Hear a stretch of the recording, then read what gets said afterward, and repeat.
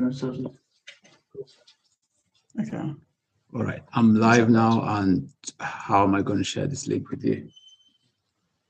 I need to share this link all over again. It's a mistake, technical error, but we have to work with. So I need to share this link with all, with everybody. It's my apologies right now.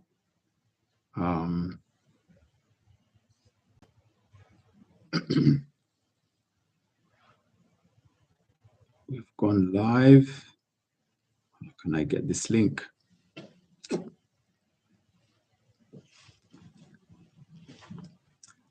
Pressure, pressure, pressure. Live. Yep, we're live, and yep, we're live, and yep, we're live, and yep, we're live, and yep.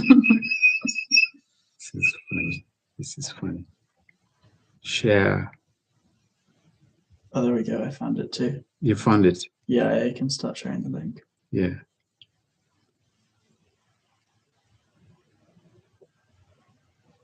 So, oh, you share with me then. Just yeah, I can start with you. Just say it's a new link created. There we go. Yeah. Yeah. Yeah. Yeah.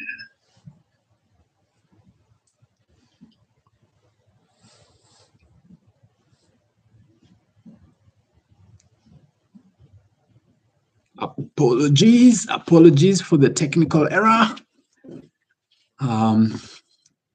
New things. It's not easy to start anything new, but we will learn as we go.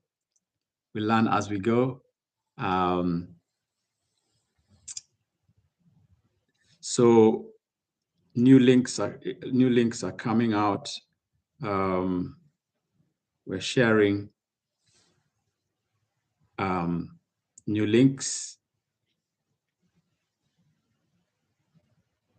I hope we shall still have people coming on as we go on. So it is unfortunate that I had to restart a new link all over again.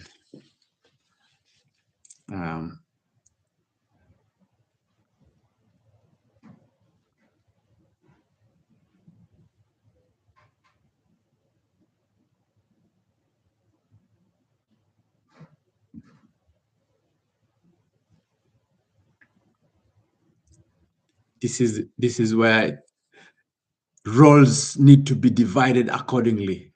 At this moment, the senatorial candidate is carrying almost everything on his shoulder. He is the IT man with next to no skills. He is also his own PR with a little bit of skills. That one, I'll take that. So,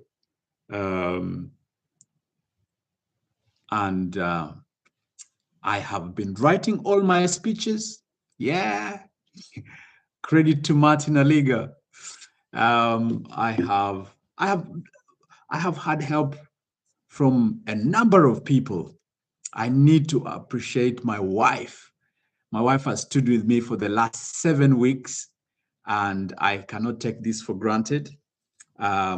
So she's made like the design you're seeing in my background here. That is my wife's gift, you know. So it's very important we appreciate our spouses where necessary, you know. And she's been there for me throughout this series, and I want to say it's come with so many lessons.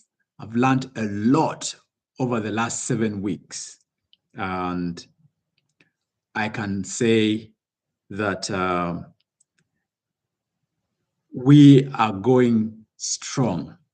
I am going strong. I have added so much skills to myself, but I've also added a lot of connections. People know me by name in Jersey, and I don't take that lightly. That is actually very, very uplifting for me. So I have also had the opportunity of sitting in some people's kindness. I went to this place in Trinity where a family, as I was door knocking, they stopped, they asked me whether I wanted drinking water. And they were the first to offer me drinking water.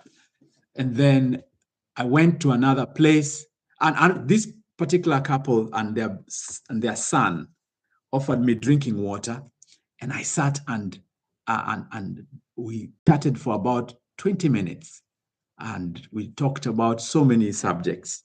It was a very powerful highlight.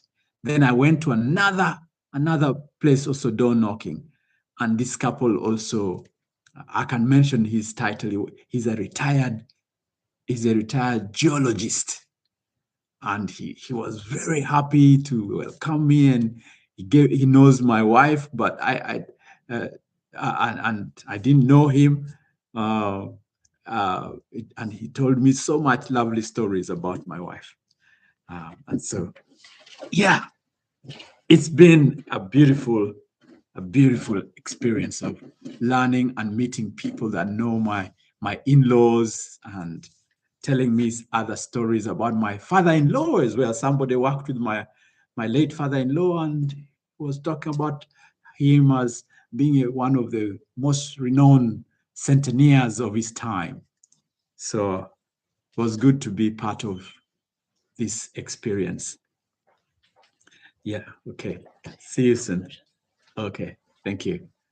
My friends have been here helping me, and they are saying bye, which is good. At around 8:30, I'll be having, actually anytime from now, I'll be having someone joining me, and he's called Raimondo. He is Gabriel Raimondo, and he's a deputy candidate for Central Ads. We will engage in some conversation and experience as well of what we have been going through. So immediately he arrives, he will introduce himself. But the chat room is open, and I believe any time from now, we shall have people that are joining in, will be engaging with me. There is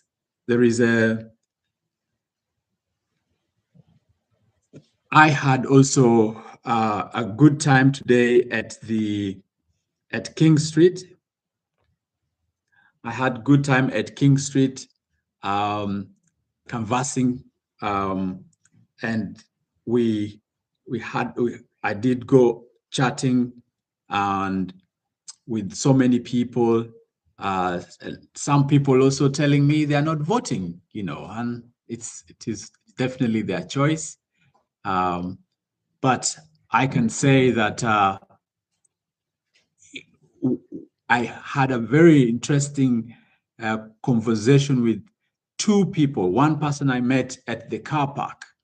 I will not mention her name, but she was concerned about some publication that was made against my name yesterday, relating to a misrepresentation of my person with regards to the subject of LGBTQ community. And I had the opportunity of sharing with her that my side and story of the story. And as I said, I'm not going to reply to that social media allegation, because it's basically a word against me and that person, which is unfortunate when I don't actually think I can stoop that low. I also had another beautiful interaction with somebody who shared with me her personal experience and fears around an attempt on her life, and having stories around her experience with abortion and her life experience, what led her to doing abortion. And so she was so concerned of seeing what was going on social media, that I am pro-life, which means that I am anti-abortion. So I also had that opportunity to engage with her on King Street. She was quite open to me and sharing. She was there with her husband, telling me her life story, and I also went into giving her my experience, my near experience with abortion, and those were very, very touching moments. One big thing that has happened for me is that people have shared their personal stories. Of course, this particular individual, I had to ask her, I said, can I share your stories without mentioning your name? And she said, yeah, you can share my story without mentioning my name. I accept that. And so that's why I have the confidence to make this, because I understand confidentiality, and I understand boundaries, personal boundaries. So if she said I should not tell her story in relation to anything that I'm going to discuss, the angle of her stories come in different dimensions. So I had made a hint because of some of the sensitivities that it has. But one crucial thing I had earlier today, I was meant to put a Facebook message, and immediately this lady actually came to me. I immediately went and put on my Facebook, having remembered I had promised Kate that I would do it today. So yes, there have been quite a number of sensitive stories here and there, or quite fond memories that I've created through this journey. And I continue waiting for your stories, for questions and answers, and as well as waiting for Raymondo to arrive at the right time. Oh, Gabriel is here calling. Yes, Gabriel. Yes, I'm fine. I'm already online. I had a blip with technology, but it's been solved. And I've shared. Yeah, no problem. I have shared with you the latest link. Please, can you forward it to your network? I am at Omaru. So when you come to the main you come to the reception, and you will be let in, and they will guide you where I am. All right. Okay. See you soon. Thank you for calling. All right. So Raymondo is going to be in anytime. We have had a bit of challenge. So give me a minute. Given that this is a live scenario, a live event, and I am on my own managing everything, I didn't put on the power. So I need to plug in. So I'll be off the screen in less than a minute. I should be back.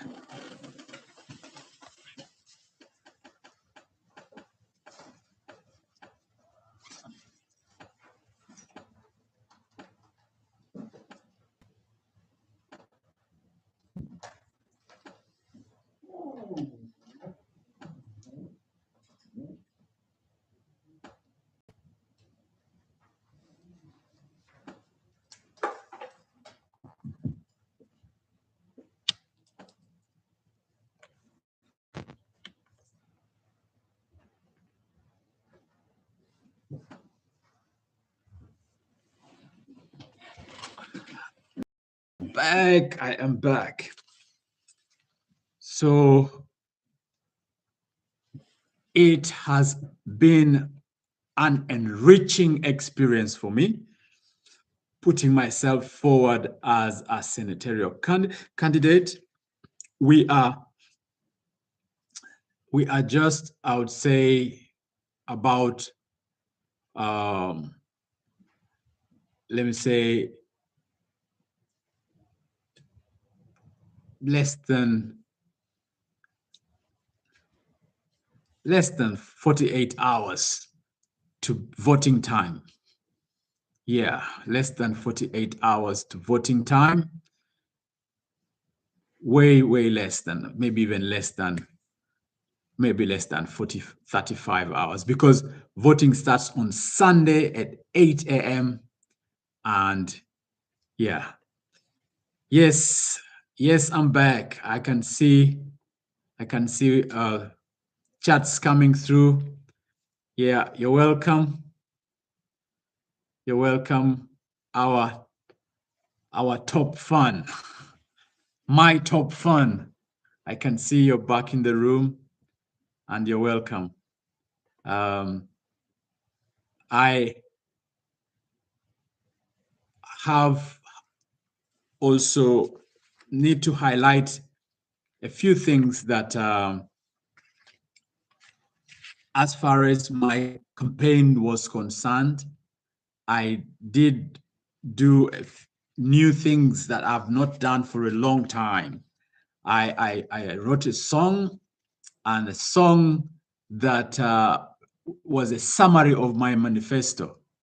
That's going to be one thing that I'll actually keep.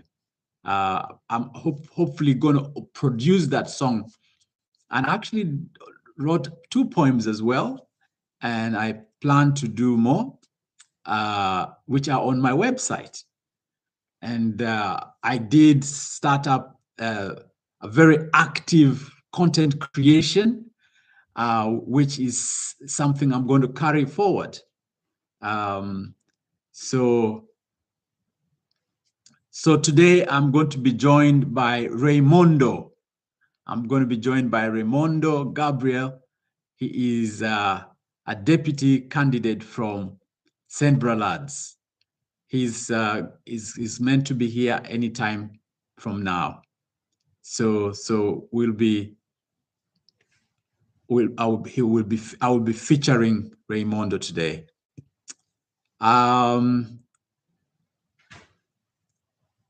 The main theme, my main theme that has guided my candidacy and my policies is working for a secure Jersey today and for the next generation. Working for a secure Jersey today and the next generation.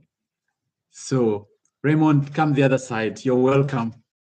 Gabriel Raymondo is here. Hello, everybody. Yes, we are mostly going to be recording this as a live stream as it is. Yes. And then it is going to go, of course, beyond. So the links that I've shared with you, I failed to actually make the first one work. Oh, right. Okay, so that might be why. I had to share with you and you. So I have only a few people coming in, but catching up. Yeah. Yeah. So I am going to try and share this with everybody Yes. I have. Yes. Gabriel, can you introduce yourself? Yes, my Yes. name is Gabriel Raimondo. I'm running for Deputy of St. Browards in the 2026 election. Yes. And yeah, I mean, I'm all about very much what you're about, but also local to my parish as well. Yes. I've grown up there. I've lived there my entire life, so I care a lot about it. Yeah. So yeah. Oh, there, Martin's already sorted. He's already got the flyer. I hold you at serious regard, my brother. No, that's good. Yes, Thank you yes. very much. You're welcome. Thanks, Martin. I think you set a very powerful pace at your age. Raimondo is 18. Yes, and I'm just 18 as well. At 18, I was in primary school. I was at primary school college training. Oh yeah. And I started teaching at 19. And I Really? was teaching children with hearing impairment, so that I use sign language to teach them. And this is teaching in Ugandan sign language. Ah, really? Yes, yes. Okay. So I had at your age, I wasn't thinking politics. Oh yeah. And you had to take a dead year from school. Indeed. Well, yeah, and push it back. Yeah. But you know, sometimes you got to take the risks Yes. and for the rewards, don't you? And Yeah. that's the key thing here. Yes. But Yes. yeah, I like the rosettes as well. Thank you. Thank you. I decided I want to go Rossetti. You do want a rosette indeed. So how have you found the senatorial hustings? The senatorial hustings have been quite stretching, and a number of times boring, because I had to sit to wait for 16 members to answer the same question. And occasionally, when I am the one starting the question, yes, it is nerve-wracking, like you have not yet made up your mind. Then when you are the last person to answer, then everyone has said a lot of things, and there's not much to say, is there? What do you say? Yeah, well, that's the question. And then I've also had this very interesting experience where I have said something, and then my candidates someone has picked on what I've said and dressed it nicely and has not given me credit. And see, that's the problem. Politics is a dirty game. It really is. Let me. I'm just gonna head on to Facebook Live. Yeah. As well, so we can get some more people on here. Yeah. So Raimondo is. Did you share the link? I will share the link in my description. Yeah. Have you sent it to me? I sent it to you. If you can go to your WhatsApp, you'll find it, so that we have if we could keep one channel as opposed to you also having your own channel. Yeah. What I'm going to do is I'm going to stick it on Facebook while I go live. Yeah. And wait until people join it, and then they can go straight to this as well. Okay. So hopefully it will. Because we will have two channels running at the same time. But this is going to be recorded. Is yours recorded? Mine will be recorded, yeah, but I mean, I won't be on here for long. Yeah. Okay. So, like we said, you had talked about you being 30 minutes. Indeed. Yes. So that's the time we're going to be here. Now, the other thing I wanted to raise up with you, while questions come, because this is a Q&A, right? Of course. It's a Q&A. Yeah. There is a word going around that you are not interested in hate crime being something that should be like you will not follow hate crime law aspect. How would you respond to this allegation? I would call it. See, I got asked this a few weeks ago. From Liberate. Yes. About what I thought about hate crime law, and I said, look, I believe it would be a good idea, but we have to be careful how we implement it. And I think it was partially down to how they described it to me. How did they describe it? I think they described it to me in a way that felt very much as, instead of going in the right direction, more segregating. And that's obviously the worst thing you can do. And you know what I mean by, when you create segregation into a society, you create something bad. Hello to everybody that's watching on Facebook here. This is Martin Aliga. He's running as a senatorial candidate in the election. In my description, there is a link where you can join Martin's live stream on YouTube, or you can watch it on here. But I will share the link Oh, there we go. Yeah, it's on there at the moment, so you can always go and watch there. But otherwise, we're going to be having a chat about some different political things at the moment, asking each other some questions. So follow along, and hopefully you get somewhere. Okay. So what do you think about hate crime law? Because obviously you have been in the front of a hate crime campaign, for over 5 years. Yeah. My face was on the back of the police van, as well as Ina Gardner and another person. I don't remember his name, but he's a head of a religious group called the Jewish group, the Jewish religious group. Can I just confirm? I just want to finish what I said. I was trying to say a second ago. I do think we need a hate crime law. I just want to put that out there. Okay. Because I don't think I got to saying that point either. Okay. But anyway, sorry. Yes. So I think hate crime law is crucial. Yeah. Because it's going to help us actually help the police to know what they are doing. Yeah. And also to guide the community to it will create restraint, and then it will help the magistrates to work within certain parameters. As for now, given that it's not a defined aspect of causing harm in the community, it's not a recognized criminal issue.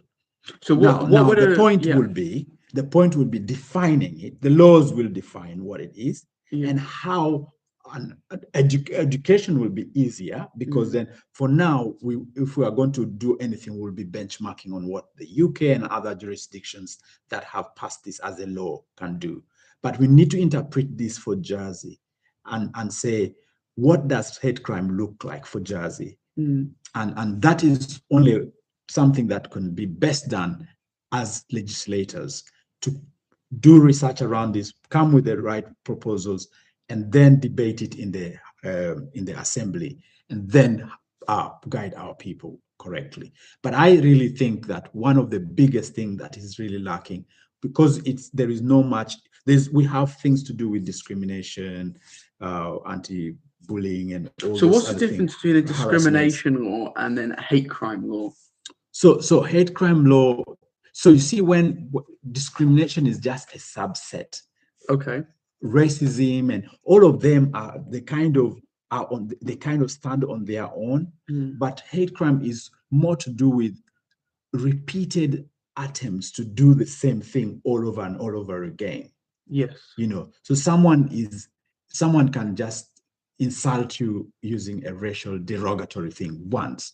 Yeah. And that is, you might deal with that. But if this becomes an attack to you, like at all the time, or you have a shop, for example, and you have this vandalism that keeps coming to be done to your property, there's maybe the same group of people, or a number of syndicates happening. Yeah. That it becomes a hate target crime. Okay, that's good to know. Yeah. So it is more to do with things that are someone is being hounded. Yeah. You get someone. I went through this, right? I had this This is a really, I think you're one of the best people to be educating me on this, because obviously you come from Uganda, you've come to Jersey, and you probably see the hate that you possibly get here. I mean, yeah. Well, do you think racism is something that exists in Jersey? Absolutely. See, racism is not just something that happens between, say, a varied races. Yeah. Racism can actually happen between white and white. Okay. Yeah. So we have a white person from Poland and we have a white person from Jersey. Or you hear statements like "Poco," for example. Okay. But the Portuguese are white people, and a Jersey person is white and calling a Portuguese "Poco." I'm using a real word. I believe you have heard this word. Yeah. And why? So it's against I guess that's sometimes, I think often it's seen as a possibly a white and black issue. White versus a black person, the white on black hate. Yeah. Whereas, often it can happen between, it's not defined by color, it's defined by race, isn't it? So Or ethnicity. racism is not necessarily against the race. Even amongst the same race, one person, like I've just given an example. Yeah. It's not like you're going to only, it is. So in Uganda, for example, we have the term tribalism. Okay. Yeah. So, but because in Uganda alone, we have like close to 50 languages. Yes. 50 languages, but we have like because some of them are dialects. So it's like one language can be spoken in maybe 2 or 3 different ways. And so they become a dialect of one language. Yes. But if you somehow, because of the differences in dialects and the divisions that comes with kind of new cultures, because the dialect also comes with another culture with it. Because you see, culture and language go so much together. Yeah. And that somehow people call that a whole language on its own. So Uganda, we kind of have almost 50 languages, but about 25 tribes. Yeah. Okay? So now then we have that tribalism when if you are one tribe and I'm at the other tribe, instead of racism now, it becomes tribalism. Oh, okay. That makes sense. You see? That makes sense. I didn't even think about that. Yeah. When you're telling me, I'm going, okay, where's this going to go? But that makes sense. Yes. Yeah. So it's not just race. It's also it's just people that are different after all, isn't it? And that's the thing. Yes. So for everybody that's watching that has just joined us, I'm Gabriel Raimondo. This is Martin Aliga. I'm running for Deputy St. Brellard's in this election. Martin Aliga is running for Senator in this election. And we are just having a chat about politics. If you have any questions, feel free to stick them in the comments just so that I can get to them. And as many people as possible, if you can stick comments in the... Yeah, and please, can you connect to the main chat, which is on YouTube, following Raimondo's link that he has actually pinned on his... I have. It's right. It should be right at the top. Yeah. And join the live stream for me and Martin as we talk about some of the issues surrounding the election. Yeah. But it's lovely to see people on here. Feel free to stick a comment in the comment section, either here or on through Martin's link on YouTube. Yeah. But yes. So Martin. Yeah. This is something that has been, I think, worth addressing. Yes. It's been going around often on Facebook at the moment. Yes. Can you please let us know about your thoughts on the whole women's rights thing, reproductive rights, and specifically more looking at abortion based, because this was something that flared up on Facebook recently. Right. That's right. And I want to give you a chance to be able to clear up your thoughts on where you are, and also not just, and I think this is important, often people, it's hard when you're questioning a politician between what they personally believe and also what they politically believe, and those two things are two separate things. What somebody feels themselves and what they actually want to have. I would say that politics and personal beliefs should not vary greatly. Yeah. And I think for me as Martin, I look at myself coming into the public space. Yeah. I need to be known holistically. I do not want to be known in bits and pieces. Okay. So if you may, since I registered and got confirmed to get onto this race, which we have done for 7 weeks. Yes. I started doing Sunday, specifically on Sundays, because I'm a Christian. Yes. I started doing Sunday videos that expresses my faith. 100%. Okay? Yeah. But this is not a position that all politicians will do. Yeah. I thought that it would be good for me to let Jersey people know that while they think of electing me and how they have seen my manifesto, I needed to actually leave that out and be public about it. And then some people have misconstrued that to mean like or to say you cannot mix faith and politics.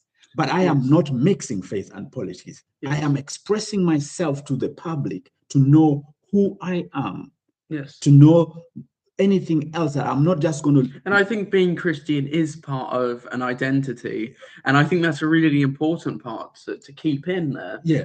Because it will ultimately guide parts of your life. Exactly. And this is the key thing. It's not only that will guide my part. I'm educated. I'm a mother. I'm a father of 5, and I am having 4 young girls and 1 little boy. I am a husband. There's so many parts of me that will create me to think the way I think. You are just 18 right now. Yes. How you think right now is not going to be the same when you get 47 as no, me. and it will change, doesn't it? Of And course, I think that's you're the going key. to take That's a the lot key of thing. things with you. You're going to get. So now, to answer your question, yes, I'm not dodging your questions. I'm building to respond to you. To be clear, I have cleared that on Facebook. Yeah, I know, and I just wanted to give a more verbal one that people can watch, and just so that people can.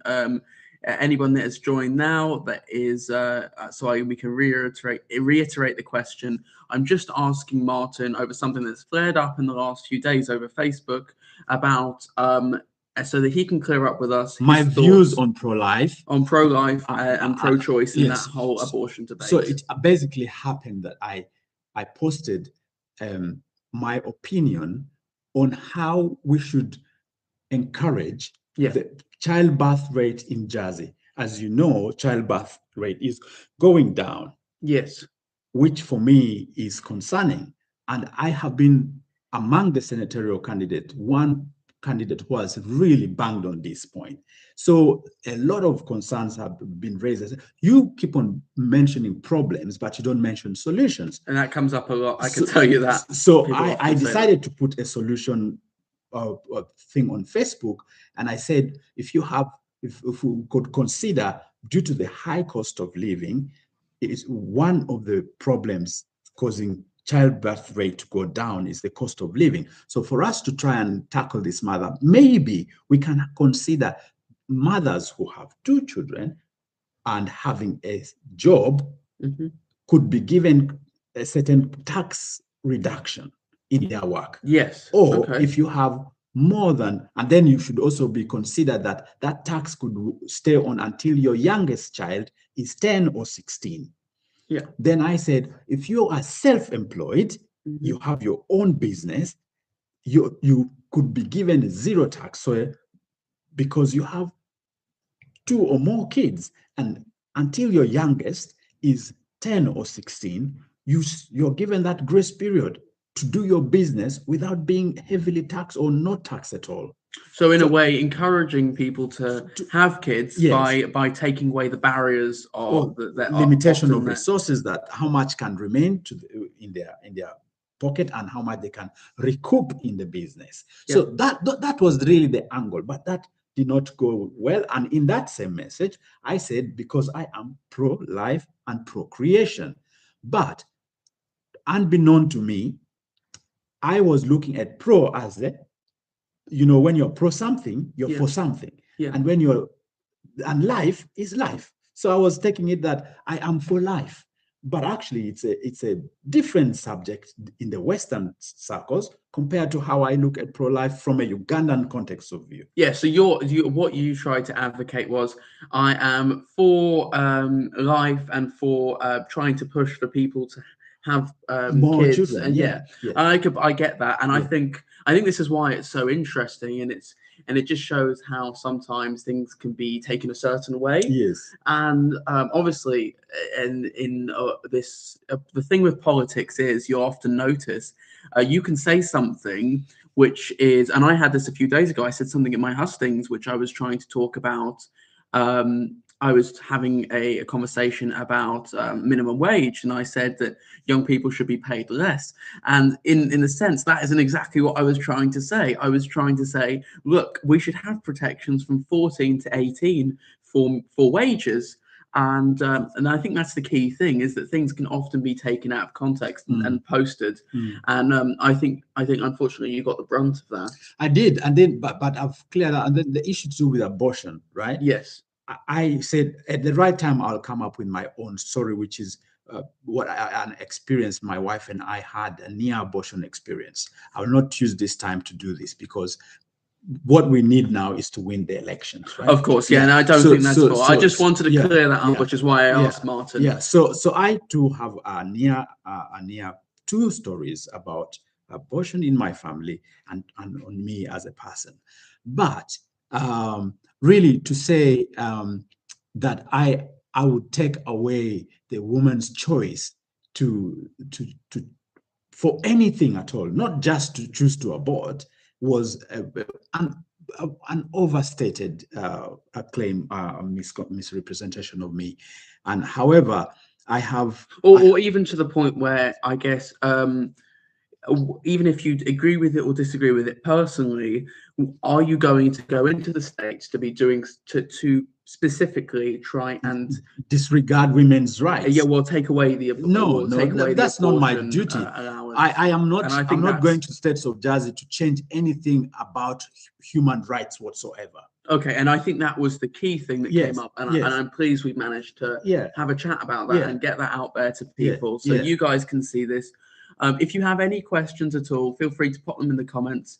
My name's Gabriel Raimondo. I'm running for deputy at St. Bragard's. This is Martin Aliga. Yes. I'll let you introduce yourself. Yes, Martin. This is Martin Aliga, standing for senator. So please feel free to also join the questions on my YouTube link. Otherwise, what else has been going on for you at St. Bragad's, Gabriel? That I can see one thing maybe to go straight is how have people taken on your angle of cheap supermarkets. How is that coming down? I think it's a good question. People are being pushed now more than they have ever been in the past. And one of the ways that in the short term we can take the pinch off is to see an affordable supermarket enter the island. And we've seen this in many other places as well. We could realistically see an Aldi or a Lidl move into this island and take a quarter of a household's food bill, which would it would be quite a significant difference. And most people can probably agree this would be quite a massive difference. So where do we go with that? Well, in the short term, how are we going to get Aldi and Lidl to this island? Well, one, we need to fast track planning, and two, we need to look at the regulation. And I think once I've started to explain that on the doors and talk about how the Orkney Islands with 22,000 people have an Aldi and a Lidl, have a Lidl, we start to realize it's possible. So yeah, that's kind of where I am looking at it from.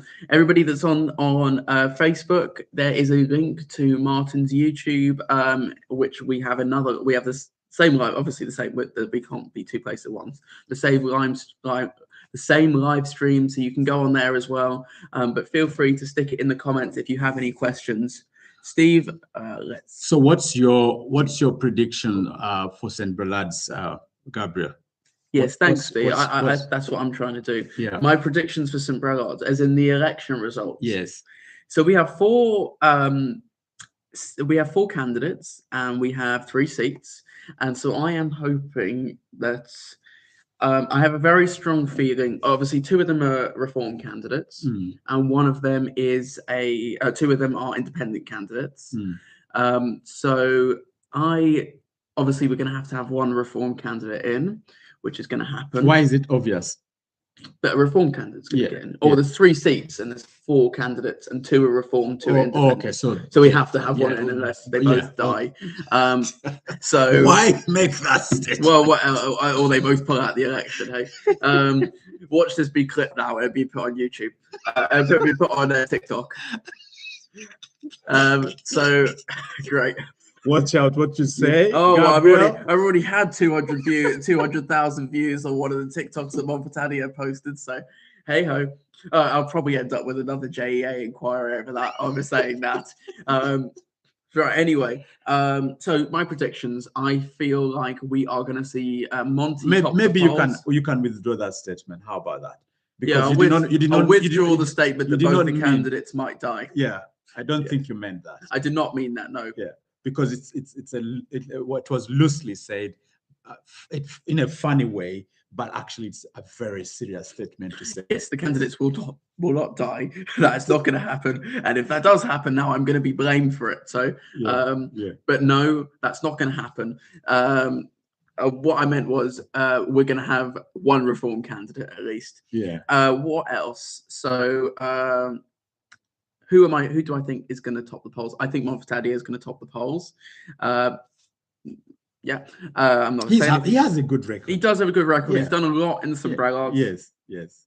So, not saying it's you should good vote for him, vote for me, but I'm just saying. But I'm just saying he probably will top the polls because he has done a lot. Yes. I'm hoping that I come in second. That's kind of where I feel I might be able to get to.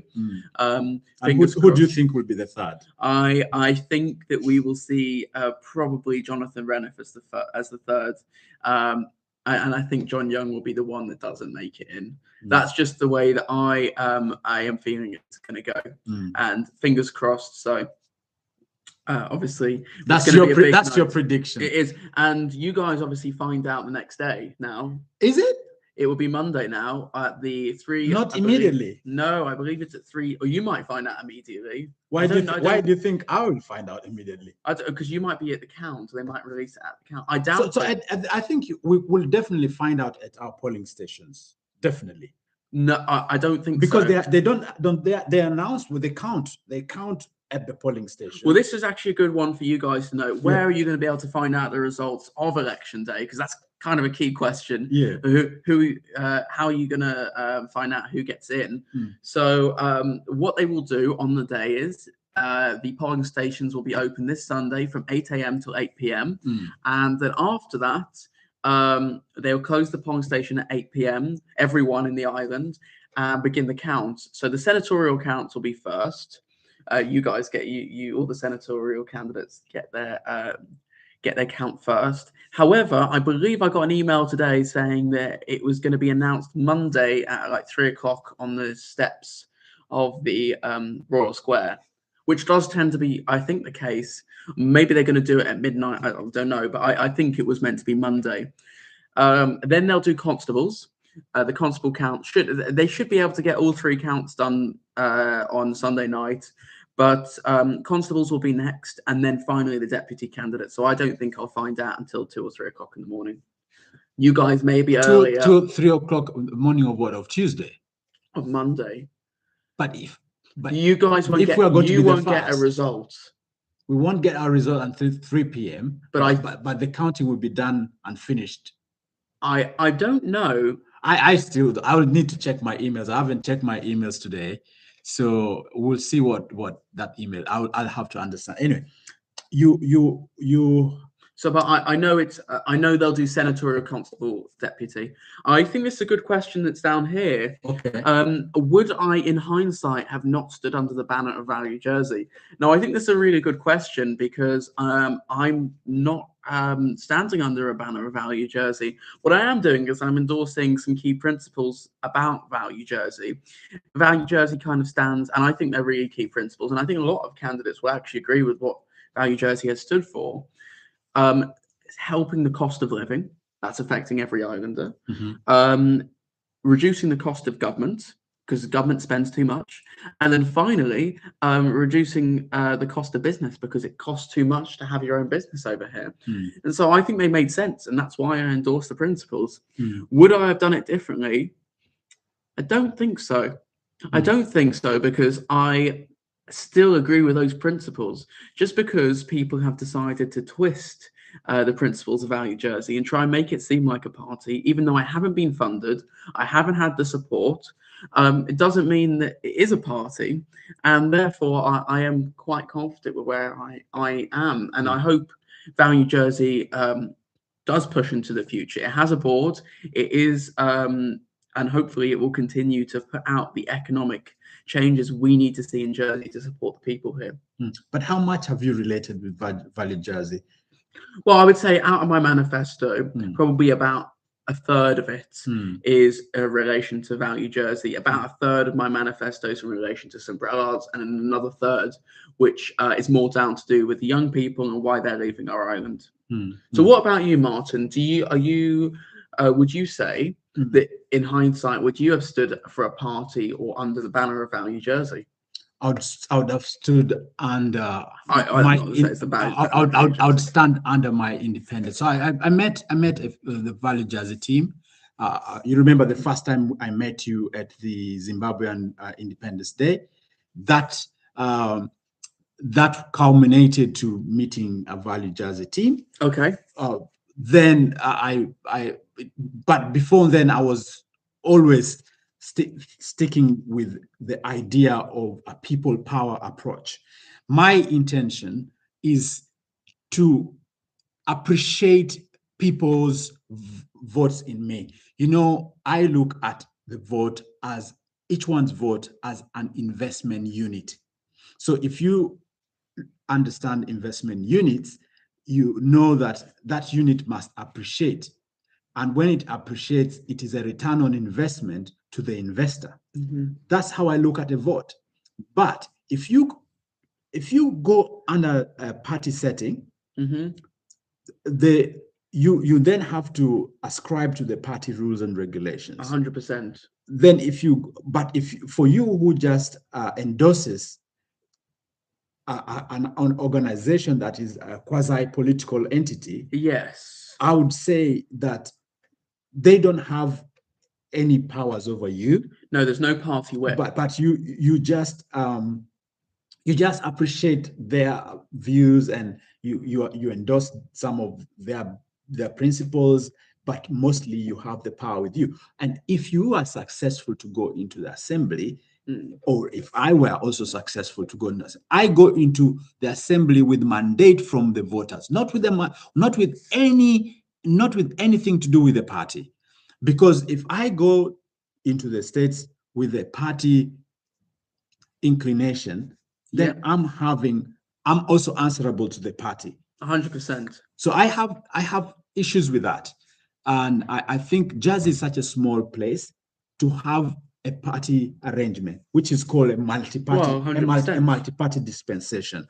I can tell you that my thinking is this. Mm-hmm. If you look at Westminster, there are many parties, but the biggest will be the ones that will stand on the left and on the right of the aisle in the parliament. Yes, those are two elephants to me. The power and the opposition. Yeah, those are two elephants to me. Yeah. Now, when two elephants fight, it's the grass that suffers. That is a saying. When two elephants fight, the grass suffers. Now, relate that to a multi-party setting. Mm-hmm. Imagine Reform and another party, and they are fighting. Yes. Who is going to be affected? Well, it's going to be us, the voters, that's the and the community, which is that analogy of two elephants fighting and the grass suffers. And I would not want to promote that kind of analogy. I want to promote an analogy of we come together to the assembly and sit around that shoe. You see the setting of the assembly. Yes, it's lovely. It's lovely. And also, you guys can, once we are in, hopefully in the assembly, you can come and watch it because it's all public. Yeah, but it's lovely. That's kind of semicircle arrangement is not a two-house kind of arrangement. It's a semicircle arrangement, and then the speaker or whoever manages what do you call that? So the bailiff manages the assembly. The bailiff manager, he sits up there, right? There's nothing in between dividing the house. Yes, we are sitting. Really, we are all in unison. If I'm 100%, yes. Okay, so if we appreciate the arrangement of Jersey's legislature house setting, we should really agree on a lot of things and kick out anything that divides us. So do you think we should get rid of the parties in Jersey? I think because at the moment, for the people watching, if you don't know about the parties, we have two. We've got Reform Jersey, which is the biggest, which currently has 10 sitting states members, and the new party, People People First, which it's a joke of a party. They've got no one in the States. Everything has a beginning. Yeah, but not this one. Everything has a beginning. Everything does have a beginning, but not People First. I can tell you that. They have two people which are running this in Helia South, so they're not really a proper party, at least not at the moment. So it depends who gets in. However, we do have reforming. So what do you think about reform Jersey, but also the principles of parties in Jersey and what should be done? That's a very difficult question for me because as I've told you, I am not for parties. What I would like to see, I would like to, instead of 49 members in the assembly, I want to see 52, 51 members. Why? Okay. So the parties range in odd numbers. It's 49 right now. I would like another 2 members added. For what? So I would like to put in affirmative action for 2 groups of people that are not represented and will not easily be well represented. And that is the disability group of people and then the youth. I would love the youth to have a special seat which brings the young people into politics properly. So now, like you are right now, a young person, you are competing with all of us who have so much experience. Yes. How fair is that?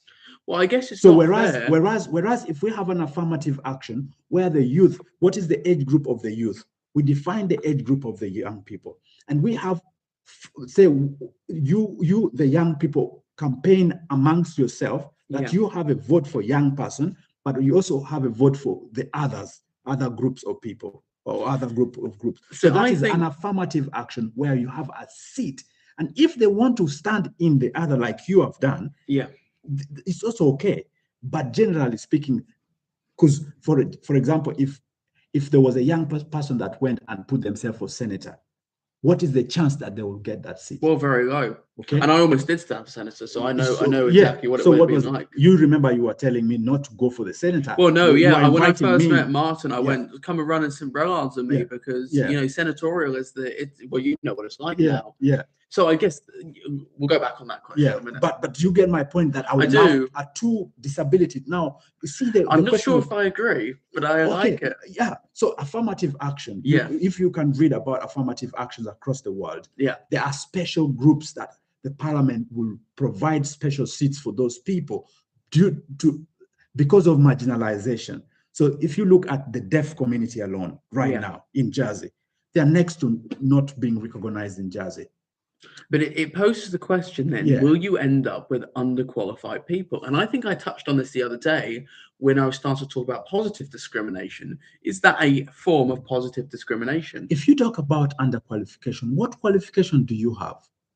Well, I come in here and say that I am, my qualification is being young. My qualification is growing up with a smartphone in my hand and knowing what the issues that are affecting young people are. And that's the difference. That's what sets me But that's not different from what I have experienced, because everybody has gone through the stage you are in. Yeah, but the difference is you haven't been schooled this millennium, whereas I have just come out of a schooling system. So we see the world in different ways. So that's why I'm saying that it is more important to give you a fair shot to say that age group should be given a special seat, that you guys tussle it out and get the best candidate out of you. So you cannot be the best candidate when we have not put you against other 18s and other 20s and other 25s. And some of you are actually having degrees. I get what you mean, but what would happen is you would have the same vote so you and me, let's say I got voted in with the youth idea. No, I wouldn't qualify because no, but let's say I did. Yes, I probably would. Okay, given the what it is. Yeah, I would probably qualify. Let's say I got voted in with that. Okay, in an easier election, essentially. Yeah, no, it's not going to be easier because that's your age group.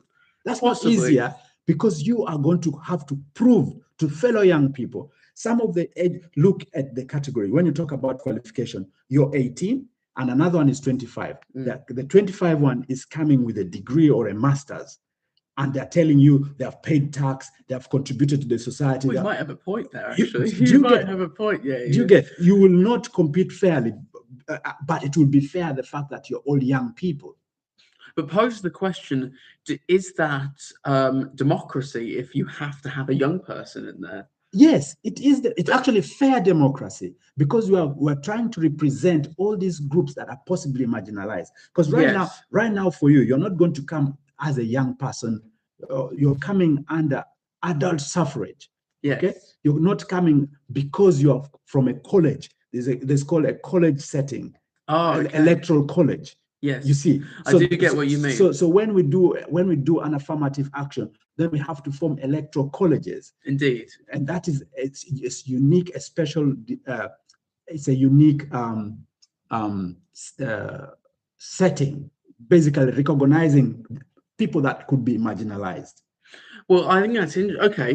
That's interesting. So I guess that is a form of positive discrimination that you could argue is actually okay. I mean, I think that's interesting because you see, imagine some people might be in the community, like I've been hearing. Okay, yes. Disability is people are raising points that buildings. The only issue with a disability would be what qualifies as a disability. So that we do you see that sign of disabilities on the parking area? Yes. So yeah, but my grandmother could get the disabled badge. You trust me, my grandmother would not make it through 10 minutes in that assembly. And that's no. She would qualify to be a voter, and that's her electoral college. If she's a registered person with disability. So everybody who has got disability is registered with that disability. Well, do you know what the biggest issue is at the moment? You guys might not know this, but this was questioned when we were doing this like training candidate course. The funny thing is, if you are, well, it's not really funny. If you're blind, there's no way to vote. There's no braille option when it comes to voting. No braille option, which is crazy. So if you're blind, you technically can't vote in Jersey. Can't they support them to vote though? No, there's no option for it at the moment. Is it? No, so they have no vote. This is crazy. I need to check that. Yeah. Well, this was asked at the candidate course, and they went, "We do not have provisions for someone that is blind to vote."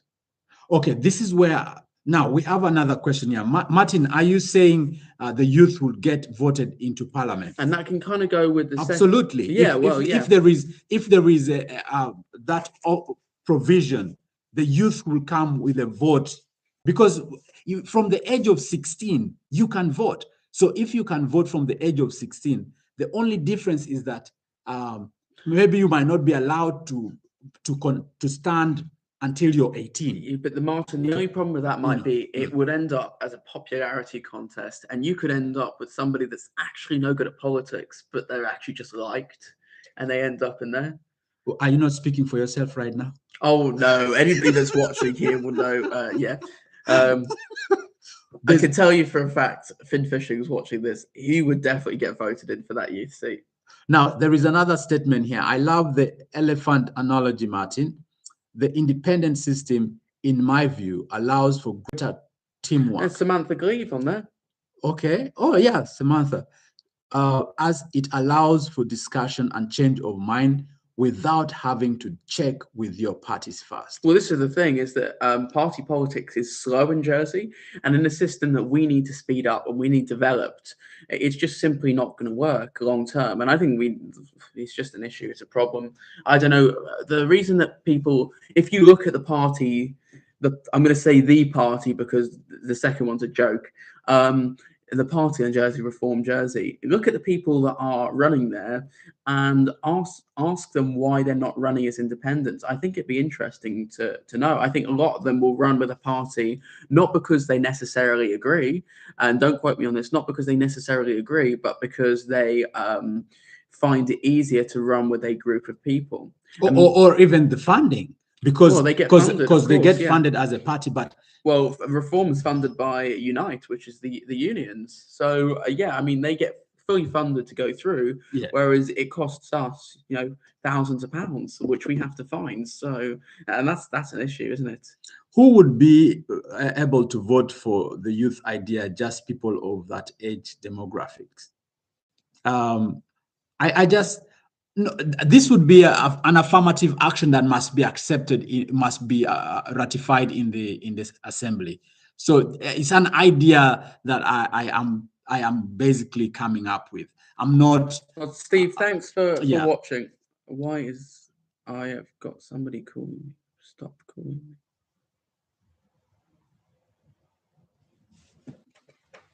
There we Okay. go. Sorry. So sorry. Someone decided to call me. Probably another prank call, because I get a hell of a lot of those these days. okay.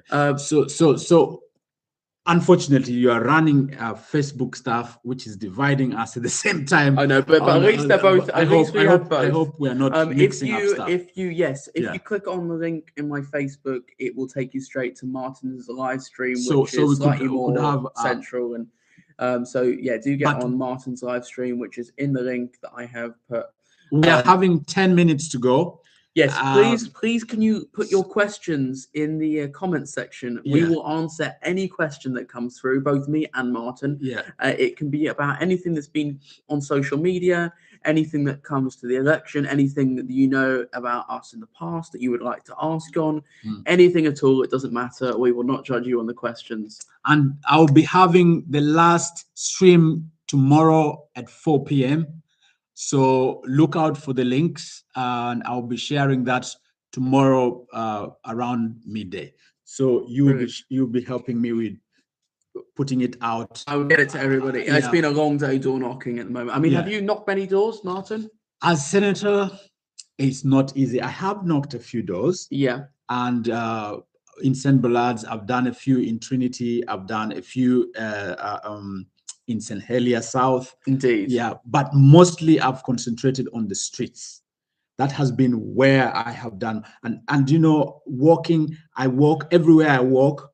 I have my stuff, and I wish I had got this before, because I'm wearing this now as part of my notice brand. People do notice it. Yes, people notice this. Some people think I am say doing a stag party or something.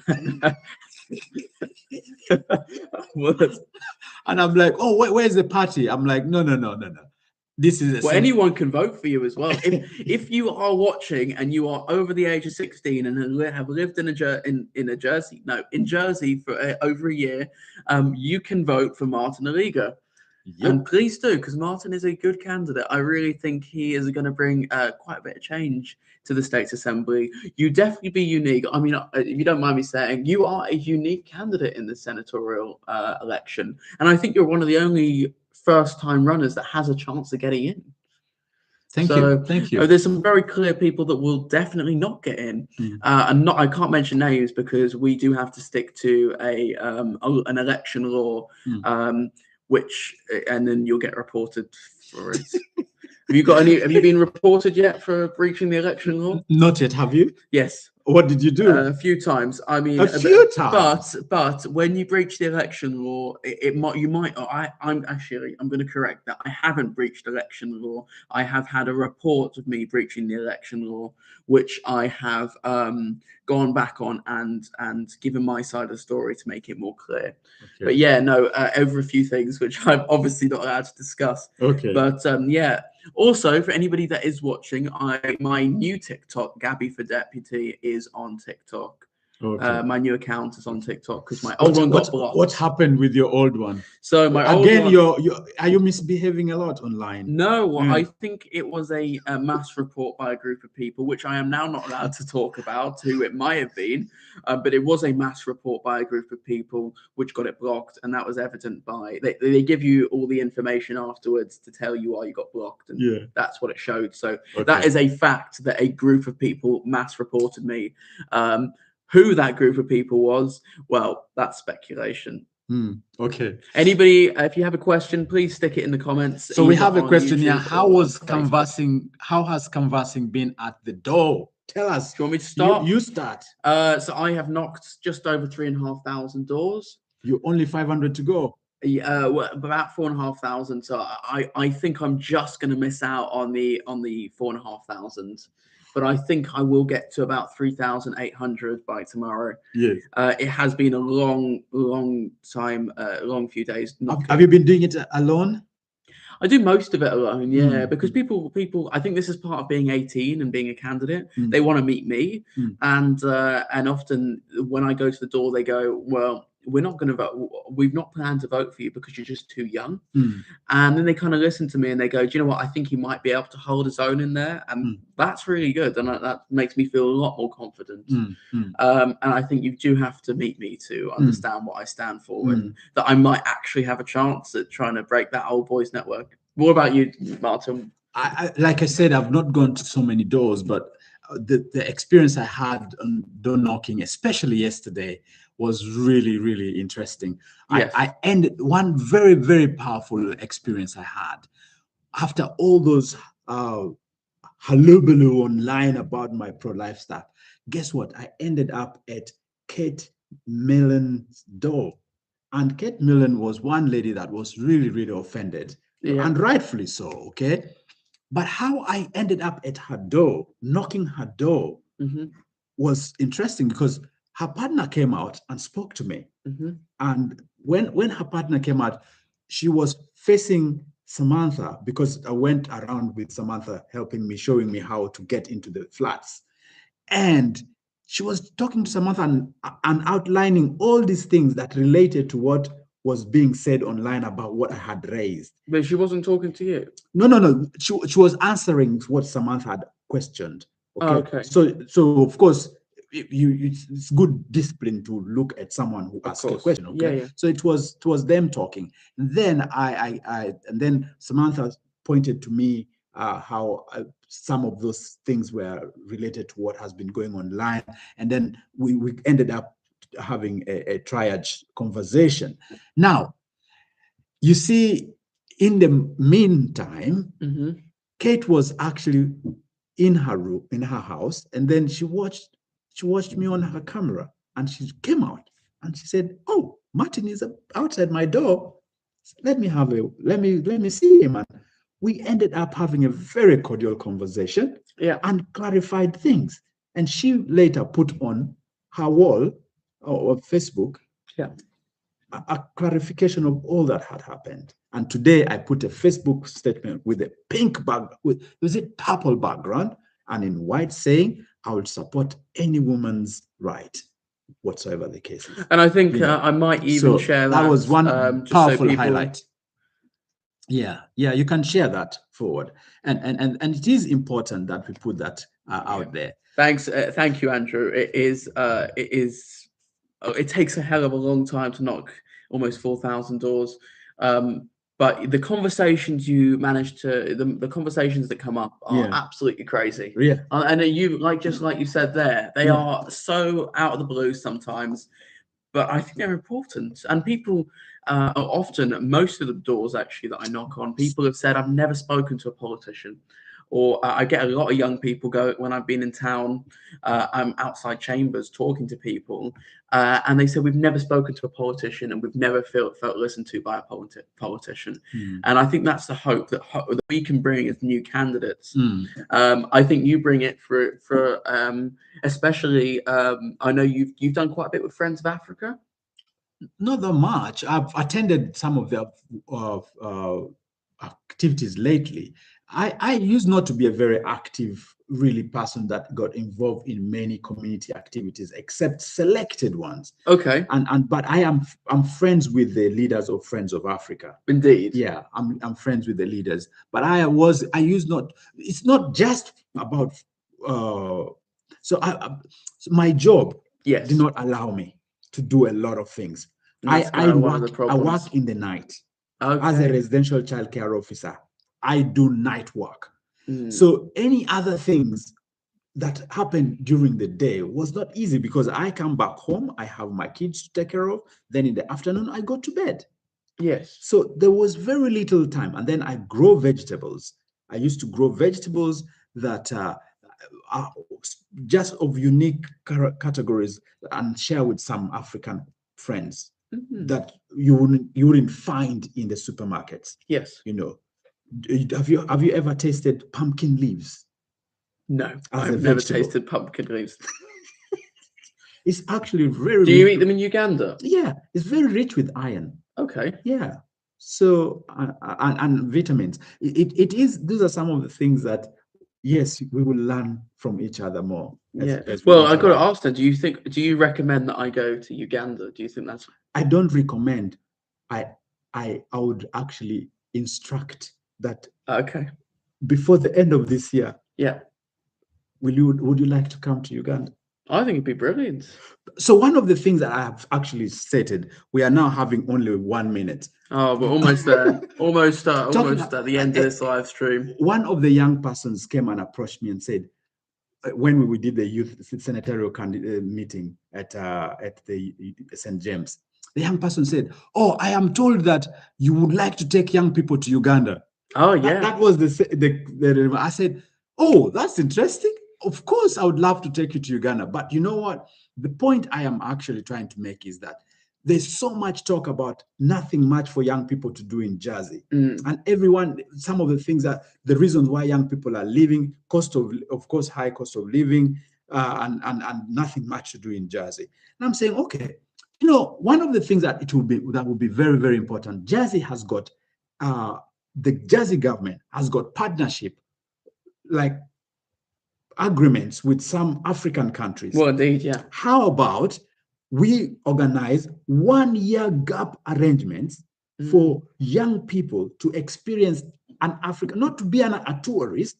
You spend a whole year, for example, in Kenya, or in some other country, Ghana, or wherever Jersey has got partnership. That'd be interesting. You get, and then let's see how our young people's mind will actually shift, because they will look back and appreciate their life in Jersey.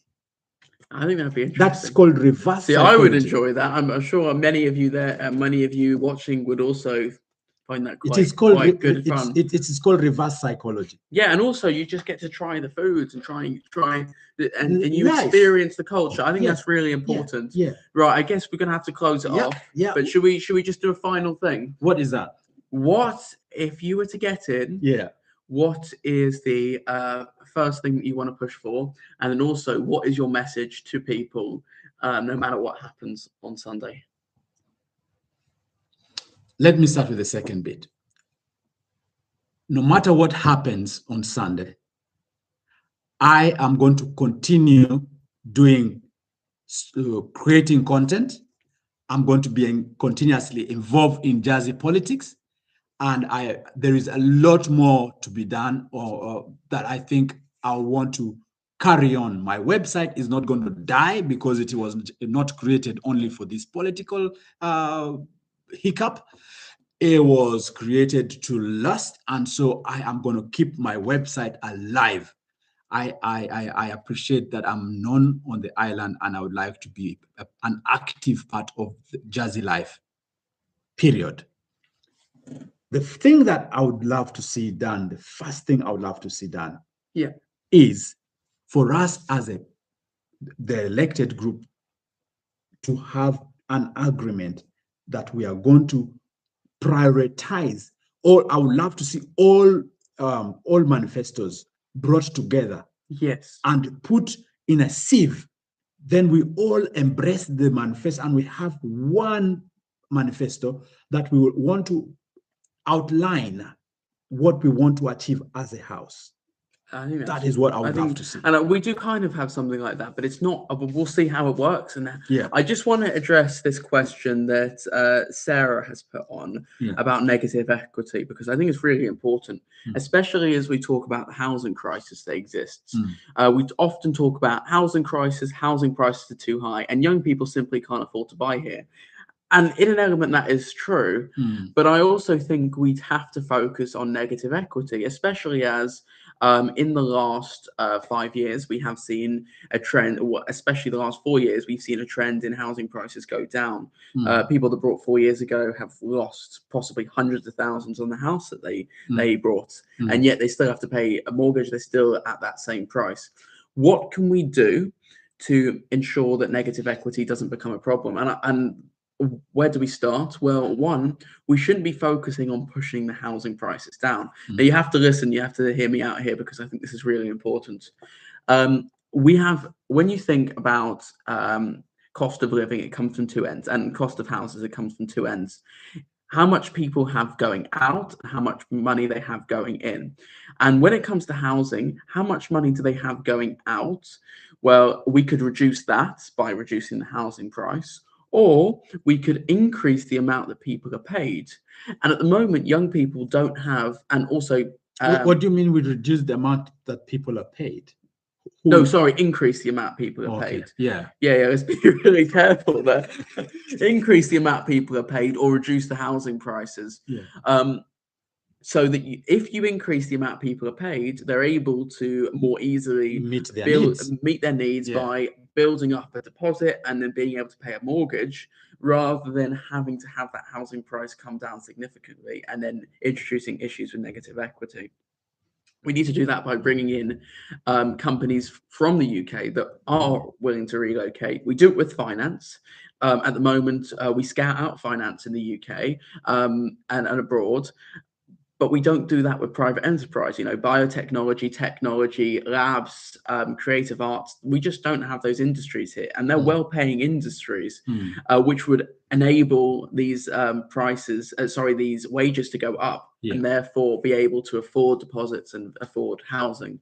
So diversification, basically. Well, that's it. Let's focus on diversifying our economy. Yeah. And so hopefully I've managed to address kind of that question. All right. We don't have to tear down the property prices. We can work not only to bring up how much people are making, but also we need to have a very clear first-time buyer scheme, and that kind of takes away from it separates the issues between negative equity and young people buying. Let me just make sure. Please don't answer anymore on your Facebook now. Sorry. Can you answer here? And then we close down. Okay, we are already past the time. No problem at all. So okay. Gabriel, what's your plan if you don't get elected? If I don't get elected, that's a good question. I'm not 100% sure at the moment. Obviously, I have my A levels to do in November, and then after that, whether elected or not, you're doing your A levels. I will 100%. Yes. Yeah. Either way, I'll be doing my A levels. Biology, chemistry, maths. Okay. And then with that, I might go to university, or I might take a gap year. But I'll definitely be taking a gap year because I don't have my A levels. I won't be going to university this year, this coming term. So I will definitely be taking a gap year. So I don't know yet, but I would like to continue with politics and possibly study political science and do something like that. Okay. How about your last question? Because I answered the last. Of course, I forgot about that. What do you want to see done in your first 100 days? I think in the first 100 days, I'm going to split it, actually. I'm going to split it to St. Brellards and I'm going to split it to Island-wide. In St. Brellards, I'd like to see the New Dunes site. I'm not so sure if you know about the New Dunes saga. I'd like to see that come to, if not a resolution. Is that near Le Bray? Yeah, the one that Martin lives in St. Brellards, by the way, just so you all know. New Dunes is an issue that needs resolving. So if we don't resolve it in the first 100 days, at least we can get a clear plan and timeline for what's going to happen. Okay. And then island-wide, I would really like to see steps made towards that affordable supermarket within the first 100 days, so that we can have that short-term solution, take the pinch off families that at the moment might be suffering or struggling. All right. It was beautiful having Lovely you. to speak to you, Martin. Speaking to you openly. Yes. And eye to eye. Of course. And all these hearsays and clearing them here. So I look forward to seeing you hopefully in the States Assembly. Hopefully the States Assembly. But and hopefully, fingers crossed. Yes. This probably be the last time I see you. Please vote for us. Yes, if you are living in Jersey, please vote Martin Aliga for senator. And if you live in St. Brellards, let me say that one. Go on. If you live in St. Brellards like I do, please consider Gabriel Raimondo Gabi on TikTok. Thank you, Martin. Thank you very much. Are you going to be voting for me? I have already voted for you. There we go. See, I got one vote. I know I've got one, and I'll get two with me as well. So brilliant. I'm Martin. now waiting for yours. Yeah. Oh, Yeah. don't worry. I'll be voting for you. I will 100% vote for Martin Aliga. Right. All right. Thank you very much, Good night, guys. everybody. And yeah, Yes. I'll let you. Oh, this is your live stream. Yeah, I'll let you close it I'll off. close it off officially. Kwaheri. That means good night. Bye bye. See you later, Martin. Right. All right.